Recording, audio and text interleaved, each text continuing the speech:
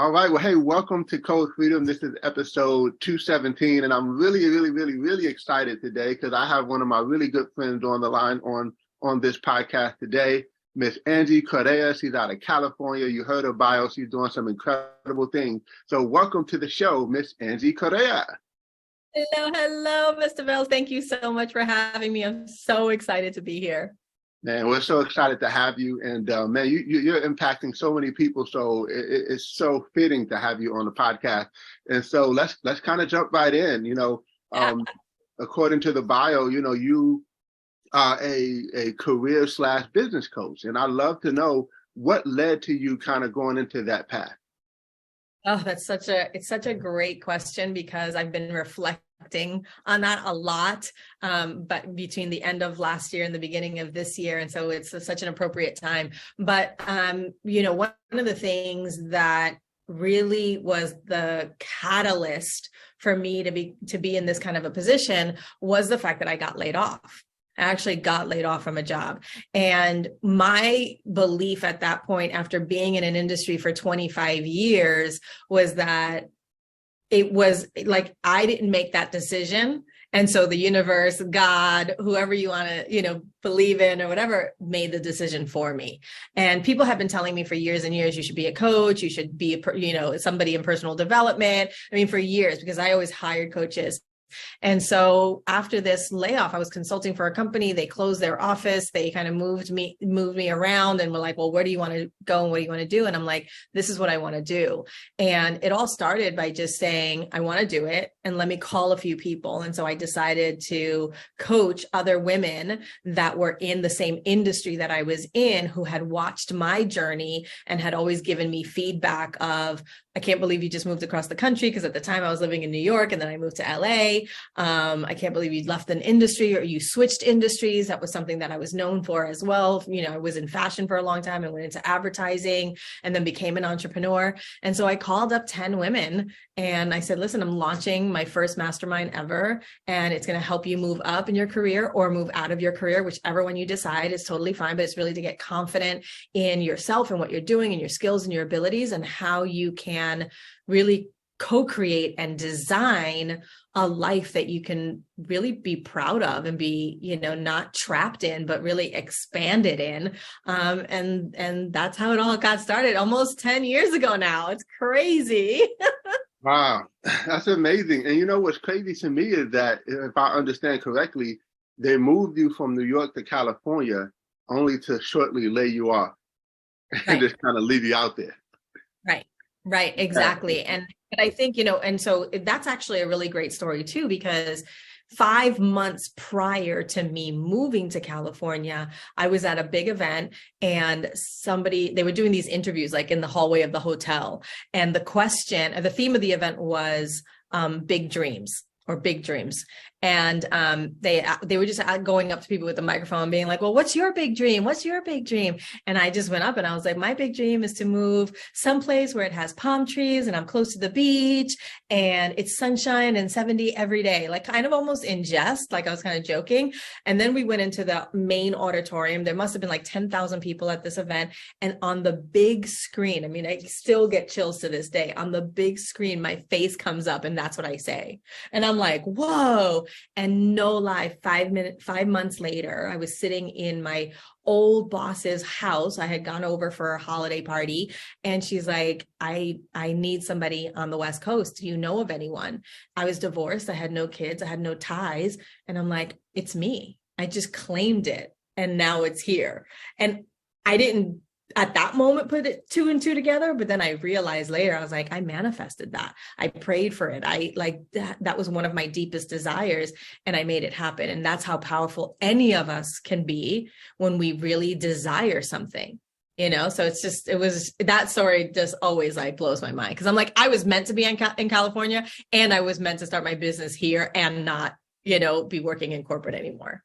Wow, phenomenal. And one of the things I love that you do is you help people who want to. There's so many people who want to move out of corporate America because they're just kind of tired of the whole corporate America scene. They want a better lifestyle. And that's what this podcast is all about, is helping people to become free. And so, just give us an example of one of the clients that you've had that has had major success in terms of like how you took them from point A to Z, that maybe a client that you're really proud of? Yeah. Oh my God. I'm so proud of all of my clients. That's number one, first and foremost, I want to say, because, you know, I think one of the things that I'm really conscious about are who are the people that I'm working with, right? Because, you know, sure, I can be a career coach for universities and college kids, but this is really specific to women who are mid to senior level, who have been working in their careers for a long time and have really lost their spark. I predominantly work with women of color because I'm Latina, and I just feel like we have a whole different set of nuances in our culture that affect the decisions that we make, or maybe, you know, the advancements that we make. And so I'm really here to support those kinds of women. And so, you know, all of them have been phenomenal, but really, like, I think one of them, which was really exciting, was that, you know, single mom taking care of her mom and her grandmother and her son, and was just kind of going through the motions. And she was working at a big media company, you know, doing really well. So these are my clients, predominantly make six figures or multiple six figures and hold really strong titles, but have really just kind of coasted into this area of their career where they're just like, I can do this with my eyes closed and I'm not being challenged. And, you know, one of the things that I do is like, you get to prosper where you're planted, because I'm not a proponent of go ahead, quit your job and let's just, you know, go on a whim and see what we can create. It's really like, no, let's stay in your job. Let's prosper where you're planted. You still have bonuses coming in. You still have a paycheck coming in. And a lot of the times people don't look at like their, like, company handbook and see that they can get their coaching paid for through their company, or an education or certification program. They have, you know, ways that they can do, you know, buy computers and buy things that they need that's subsidized by the company for wellness, right? I just had a call with a client that has that. And so really understanding from a practical standpoint, what do you currently have available to you? And the fact that you've lost your spark and that you can do the work that you're doing with your eyes closed is actually a huge opportunity, because you can get your work done a lot faster. And then you have this extra time to be able to work on something else. And so not from like, oh, let me steal away this time from my responsibilities, but really like maximize your time and create efficiencies where then you can take that extra time back and come up with creative ideas. So this one client who was working in this big media agency, she's taking care of all of her family. She's got a multi-six-figure salary, really wanted to do party planning. Like wanted to do kids' birthday parties, 50th birthday parties. Like she was so good at it and so good at creating the themes for it and all this. And I'm like, this is amazing. She's like, but I'm never going to be able to make the kind of money that I make now. And I'm like, never say never. Like if at any point you want to be like, never say never, because why not? Like that's where you look at hotels that are creating sweet 16s that cost $80,000, right? Or weddings that are $100,000 that are themed, and, you know, Star Wars. I mean, you see all the craziest things out there. So how do you want to carve out your niche? So we basically started with creating an exit strategy for her that said, okay, if you could leave, when would you want to leave by, and how much money would you want to have in the bank? That question of the money becomes critically important, because you want to make sure that you can support yourself while you're building the dream, but that you also have this other income coming in. And so we made sure that she was all set up that way. We had a year-long plan, but we didn't have to wait the year, because a few weeks into that, she got her first gig, which was like somebody's twin like birthday parties, 5-year-old birthday parties, but it was huge. They had a $20,000 budget. I mean, families love to spend money on their kids, and they had it in a hall, and they had a theme, and they wanted a castle, and they wanted all of these different things, and the special desserts. And like, I mean, I was like, see, this is what you can create when you just leave yourself open. And so she ended up also wanting to move across the country. And so not only did she continue to get her paycheck, build her side business with a good compensation, but then she was able to move across the country with her son and give him a better life and still be able to support everything that she wanted to do. I mean, it was brilliant. I love it. I love that. And you drop so many nuggets, because sometimes it's not just about the money, it's about living purpose. And And you feel most challenged when you're in your purpose because it's what you're destined to do. So I just thought that was so powerful. But the fact that a lot of people think that they have to just quit cold turkey and just jump into it. And we've seen the Steve Harvey jump, right? And we've seen all of the different stuff. But, you know, a lot of times there was a statistic I saw that said that a lot of people finish their workflow within the first couple hours of work, right? Mm-hmm. And so like they're just kind of there twirling their thumbs, kind of make work for themselves because they're already done. They've already been efficient at what they do. So there's something that they can be very purposeful if they can be more efficient and do what they really love to do. Yeah. Mm-hmm. Exactly. And that takes work. I mean, you know, I just had another call with somebody else who, you know, thought all through the last like 2 months, thought she was going to get laid off, thought she was going to get laid off, thought she was going to get laid off. And then she didn't get laid off in Q4. So there's like in the media industry, in most categories, there's a lot of layoffs that happen in Q4. So she didn't. So she's like, okay, well, that means that now I'll get my end of year 2022 bonus in the next 2 to 3 months. And then so from that point, I'm like, great. So you don't start in 3 months creating your exit strategy. You start now. And then once you get that bonus, you still have time to stay and collect and also build out what you want to do or work towards that promotion because she really wants to actually stay in her company, but it's just that they're not promoting her. And there was so much unrest after everything that's happened these last couple of years. So she was nervous. So we are shifting her, not only, you know, how she's looking at it, but really her mindset of like, we get to get you to be really happy at what you're doing. It even when you after you get your bonus, right? Like it's not just about the money. So she had switched into like, I'm just going to get my money and I'm going to be out. And I'm like, well, do you really want that? You know? And so we're really working towards, well, what would be the perfect role here? And how do you get to ask for it so that they, right? Higher ups, hiring managers, all that really believe that you're the perfect person for the job. Wow. So, you know, yeah. Good stuff. Well, let me ask you, how do you feel personally being able to, like, how did it feel for you to have the freedom of being able to be out of corporate America and living your dreams and helping other people live theirs? I mean, I know it has to feel really gratifying and sometimes scary at the same time, right? Yeah. So definitely both. And usually a lot of that is simultaneous, right? I think, you know, one of the things that I really wasn't prepared for was, you know, when I was in corporate, I had a team. I had the marketing person and the research person and the pre-sale person and the post-sale, like all the different people that, you know, ultimately made me successful, right? I like to say a lot, I'm really good on stage. My stages are things like this podcast or standing in front of, you know, 1,000, 2,000, 10,000 people. It doesn't matter. Like I love being in front of the room. But when you're your own boss, you're in the front of the room and you're in the back of the room and you're behind the scenes and you're, you know, there's a lot of work and a lot of things that go into this. But I think ultimately the payoff for me is yes, that I can get on a call with someone and that they can then text me afterwards or text me in 6 months or text me in 3 years and say, because of the work that we did together, I am this person today.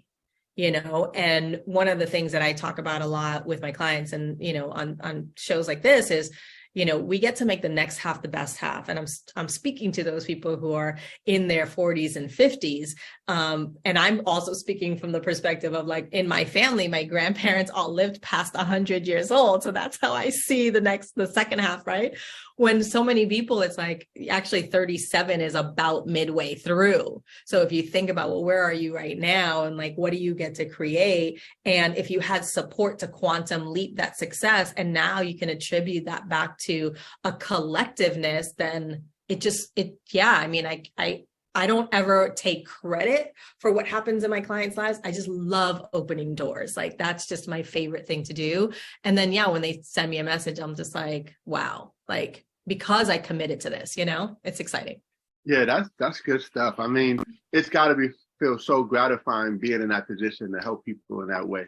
So, yeah. So I would ask you, like, what do you do when someone's stuck and they're like in this situation where they feel like they keep hitting a wall and they just don't know what's the next direction? Like, how do you help people through some of those struggles and challenges? Yeah, I mean, first and foremost, I think when somebody is in that position, they're usually there right at the beginning of when they either find me or call me or we set up a call, right? So they're right there in that moment. And number one, I acknowledge the fact that they even made the appointment to be on a call with me, because that, whether consciously or subconsciously, you're taking a step for getting unstuck.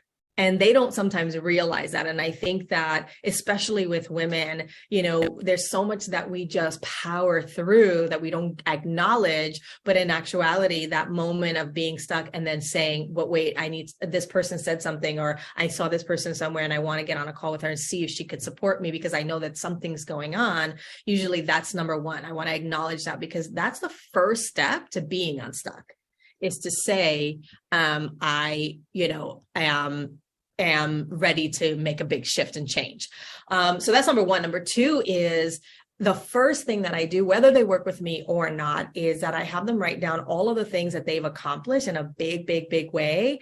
Not in a big way, like all the big things that they accomplished, but all the things that they accomplished in a big way, meaning like the list has to keep on going and it's a living and breathing organism of everything that they've done, so that they remember who they are. Because you can't get to, you're 50 years old, 53. I'm about to be 53 in February. And I'm like, oh my God, I have to make my list to remind myself, because whatever I'm feeling right now is just a right now kind of situation. Something has gotten me here that I'm still alive, breathing and doing what I'm doing. Right. And so that list becomes something that you can refer back to at any given moment, even if you put it in your calendar as an alarm. I do something now that's it's a digital journal where I can actually put a reminder to go back and look at something in 30 days, 60 days, 90 days, or 12 months, which is super fun, because then I'm like, oh my God, I can't believe I wrote that. And that's, again, another way. So it's like, we have everything that we need within us. We just get to remind ourselves, and somebody gets to unlock that, support us in unlocking that, if that makes sense. That's good. And it's funny because I'm turning 40 next week. And so I'm not 40, 41. 41. Oh. See, yeah. I'm already starting to lose it right now. Let me stop playing that. But, but no, seriously, I'm definitely going to make that list myself, because it is a good reminder. And I'm really big on reminding myself of things that I've done, so that when I find myself in my own funk, I can go back to that list and say, hey, look, you're amazing. You're doing it, right? And sometimes we need that reminder, especially if no one else is giving it to us. We need to remind ourselves. Right. Yeah. And the other thing is, not only that if nobody else is reminding you, but it's also something that nobody else can take away from you. Absolutely. Absolutely. Yeah. And so that's huge too. Absolutely. Now, I'm just curious, what have you found that's been one of the things that holds most people back? Because people say they want this and they want that, but there's always some things that hold most people back. So what have you seen? Yeah, I mean, what's coming out, there's so many little things, but the one thing is just doubt, right? Doubt in themselves, doubt in a process, doubt in the world, like just doubt. Like any doubt can come in. It's almost like a moth that you don't sometimes see, but it's been chewing at your cashmere sweater for, days, weeks, months. And then all of a sudden there's this big hole and you're like, how am I supposed to fix this hole? And that's like, I think in images. So it's like, that's kind of what I'm seeing, is that it's like, even if you've been, success is relative, right? So there's, everybody gets to determine their level of success and how they measure that. But I think that also, no matter what level of success that you've achieved, that everybody has that slight bit of like question in their mind. And if you allow that to perpetuate over time, you get that hole. And that's where the gap is to getting to that next level, right? Moving into the next, financial phase, or that promotion, or that career, whatever that looks like, is that there's just enough to keep you from taking that step, right? Yeah. And so it becomes an exercise of, okay, do I put my blinders on, forget about the doubt, or at least talk myself out of it? And that's why, again, you go back to the tool, and the tool is the list. In this situation, in this circumstance. And there's so many different tools that people can use, but that's one of the ones that I say, if you were able to do those things And sometimes I'll even say, like, if people have kids or they're caring for children, it's like you're caring for another living being and they're still alive. Like, that's huge. If that doesn't erase doubt, I don't know what does. Right. And because it takes something that's outside of you, right? You have to care more about that. And that's the other part of this conversation, where it's like the doubt can creep in, but why do you even want this?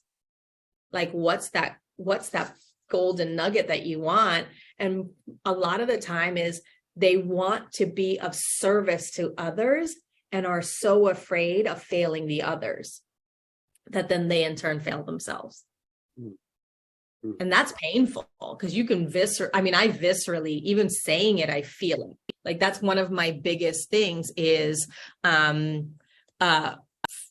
like when I started, I was like, oh, I don't want to fail the people that are trusting their journey with me. Right. Absolutely. Well, you've definitely been helping so many people. So we're excited. And, let me ask you this. What would you say is something that you're really like, what's one of the things that's one of your favorite things about being free yourself, in terms of not being in the corporate world, but able to just kind of be an entrepreneur and do your own thing? Honestly, it's my calendar. Like,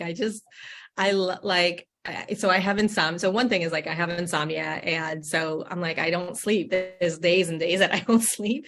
And now I don't get stressed out about it anymore, because I'm like, well, if I don't sleep, I'll just take a nap during the day, and I can. And like, it's the simplest thing. And it seems so silly, but it's like, no, I get to not worry about that. And I can't imagine, like, people who are suffering from different ailments or whatever that are preventing them from getting the rest that they need so that they could have, the brain power, the energy to do their jobs. And then on top of that, adding the stress of that. Right. So, I mean, it seems kind of simple, but it really is something for me, as somebody who's struggled with that for many, many, many years, that has supported me, is being able to then say, I need to go take a nap and put myself down. That's number one. But number two, no, really, it's my schedule, is being able to, I have a friend right now that, was diagnosed with cancer and needs a lot of support. And the fact that I don't have to ask anybody to take a day, a random Tuesday or Thursday, to go care for her kids while she's in treatment. That's huge. To be able to be there for your family, to be there for the people that you love. That's freedom. Yeah. And I think that's what, when people are stuck in their careers or in their jobs, a lot of the times that's the buildup, the residual buildup of not being able to be there for others, is what really just is wearing people down. And especially after these last few years. Yeah, absolutely. Absolutely. And then a lot of people got a taste of being around their family. Then they had to go back away from their family. So now it's like, Exactly. Yeah. Well, I'll tell you, one thing that I've always admired about you is how great you are in terms of branding and social media and being an influencer. So, tell us why that's important when it comes to building into the new you that you want to be. Yeah. Well, first of all, I just have to say thank you. I mean, I don't really consider myself an influencer, especially next to you and what you've done on social and being able to brand yourself. But, I come from, so for those that don't know, I do come from advertising and marketing and media. So I understand the storytelling aspect of it, of really, connecting with your perfect audience has been a part of my DNA for a really long time. And I haven't done it perfectly, and I still get to evolve in that space as well. But I think now more than ever, the ability for individuals to use a platform that gives us the expansion of a network globally. And if you want to really be of service, then that is the one way and the easiest way that you can go and do that, to make more connections. And so, for me to be able to get off a call with you, and where in the world are you right now? You're not in Buffalo, right? You're in North Carolina? South Carolina. I always forget which Carolinas you're in, right? But it's like going from a call with you to then going on a call with somebody in India, and going on a call with somebody in the UK, and somebody on a call, in Africa. It's like, that's what my days consist of now. And I couldn't have done that without social. And I couldn't have done that without trying to be as much of my authentic self as possible. And I say trying because, you know, I believe there's definitely things you don't need to share. I mean, personally, I don't need to share everything that's going on in my life, but I really do have a mission and a purpose that I want it to come across, and also a business that I want to attract more, you know, amazing people into. Yeah, absolutely. Well, hey, I've learned so much from watching you over the last couple of years. So it's just been an honor and a joy to kind of work with you and get to know you. And so, you know, hey, last question is, how can people connect with you? Because more people need to know about who you are and what you do. So how can people connect? Yeah, I mean, for me, I'm really digging the gram right now. So Instagram is like the best place to connect with me. And that's where I'll respond to messages and stuff. I know some people try to like go on my website and go, no, just talk to me on the gram. So it's just my name, Angie Correa, and then _ life 2.0, 2.0. Yeah, that's the best place. And the most fun. Awesome. And we'll be sure to put that in the show notes in case you guys want to look and see more information on that. So thank you so much for being here with us. We enjoy having you, and we can't wait to see more of your success and all the success that you create. Thank you so much. It was such a pleasure. Awesome.